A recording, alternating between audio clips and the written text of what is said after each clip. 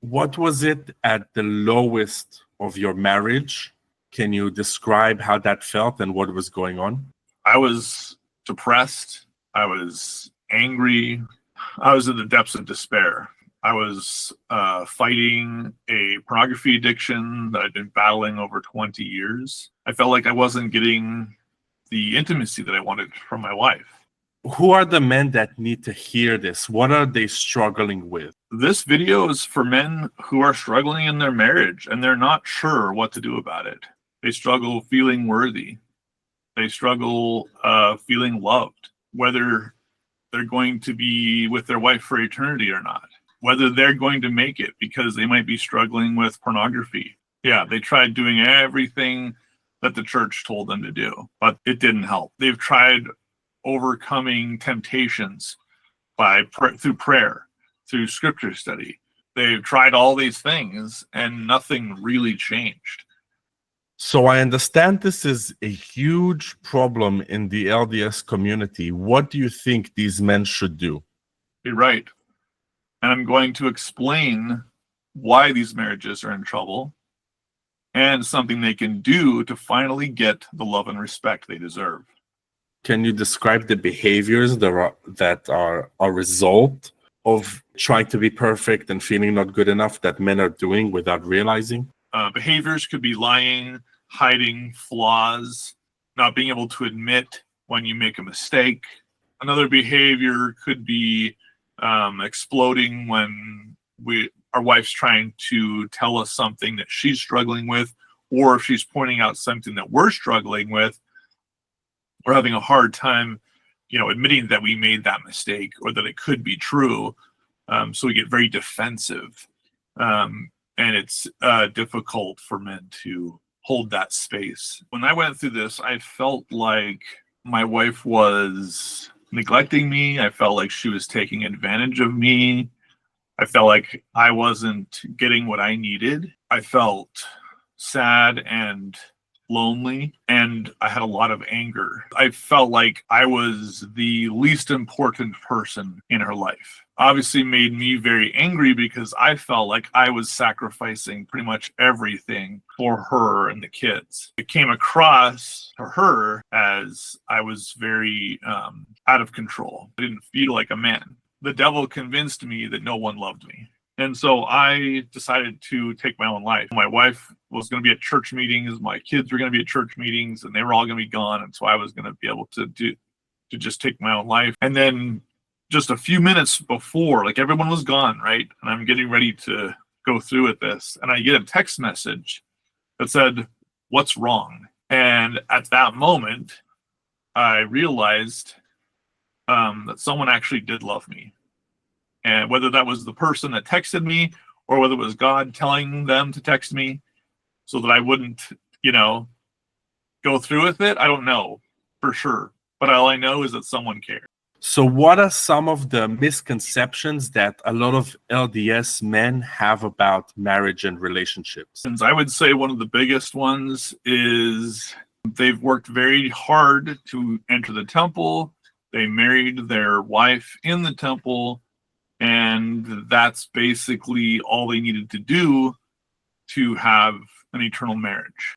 That is what I like to call a very false sense of security. Can you describe how the man behaves usually before the marriage and how he behaves after this temple marriage? So frequently what tends to happen is the man is pursuing his woman like a knight in shining armor, and she's the damsel in distress, and he works very hard to win her over and to do everything he needs to make her happy, date her, court her, pursue her, fight for her, just as if he was a knight in shining armor. He'll do anything to protect her.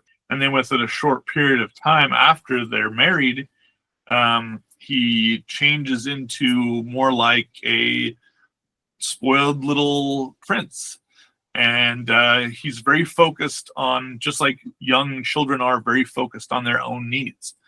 Mommy, I need this, honey, I need that, instead of stepping into the king, the warrior king, who actually watches out for what his wife needs and makes an effort to understand her so that he knows what she needs and fulfills those needs. One thing the church does not teach is mental health. The group with the most suicides in the church is men. And I know many, many men in the church are struggling with mental health. One of the other things that the church does not teach is masculinity. It does not teach anything about what it means to be masculine. It's not the church's responsibility to teach mental health or to teach masculinity. The church is a spiritual organization. It teaches spiritual things. There's a lot of other things, though, that it's our responsibility to learn that our culture doesn't really teach, but they're essential to having a successful marriage. So what is the solution that you have found that has been the most effective to help men struggling with this issue, and how did you discover it? The only real way to overcome this is to transition or to transform from that Homer Simpson or that little boy spoiled prince persona into what we call here at Rise and Dotted a divine king.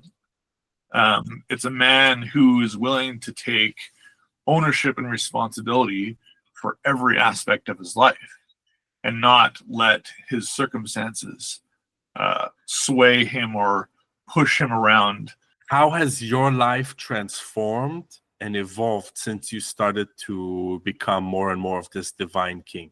I've become much more confident in everything I do. I have more purpose in my life. My levels of joy and happiness have increased dramatically. More direction and guidance as to what I should do with my life rather than just hoping something's going to change. Deeper relationship with my wife, more intimacy. Can you share a story or two about some of the guys that have worked with you or been on your group and they've gained some success and some results? One of the guys, for example, really struggled financially in his life. He was making about $3,000 or just over $3,000 a month for years and years, which was putting their family in just barely making it, survival mode, right? And once he joined the group, he gained more confidence. He gained more ability to find ways to make additional money so that he could create more safety and security for his family, which increased his improved his relationship with his wife dramatically. And here in the next month or so, he will have almost doubled his income. Another man who joined our group, he joined about the time he was getting divorced for the third time. It didn't take very long. Within a few months, he created a relationship with another woman that was nothing like any of his past marriages. And that's because he became a better man. What was his relationship before? If you can describe a little bit, and what was his relationship after? His previous relationships, he had 2 short marriages and 1 really long marriage, one about 15 years, but there was constant fighting and battling and disagreeing. With his new relationship, it's communication and discussing what each other wants and serving one another to help each other rather than fighting against each other. So more like a partnership, right? And way more intimacy. Way more intimacy than he's ever had before. It's made all the difference for him. Okay, so that sounds excellent. I understand that you have 2 offers, 2 ways that people who want to take the next step in their personal development and their relationship, they could work with you. Could you describe those? Yes, I can. So we have our Band of Brothers membership, which is $25 a month. And what that includes is one meeting once a week, either online or in a local group, depending on where you live, where you get not only support from a group of men, but being associated with a group of men who are always trying to become better and helping each other do the same. And they're all working together on becoming more masculine and improving their relationships with their wives and families. The second offer is for men who maybe aren't ready to get into a group atmosphere and they'd like a little bit more one-on-one attention.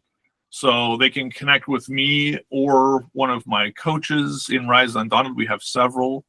And that we're offering a special deal, $99 for 2 sessions. Normally it would be 2 or 3 times that much.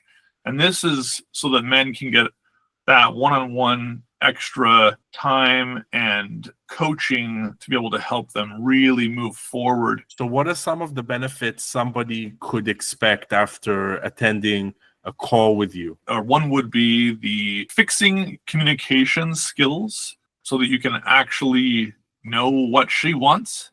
She knows what you want. And this is going to eliminate the fear you might have, whether that's fear of fighting or fear of divorcing or whether any other fears that might be present because there's a lack of communication.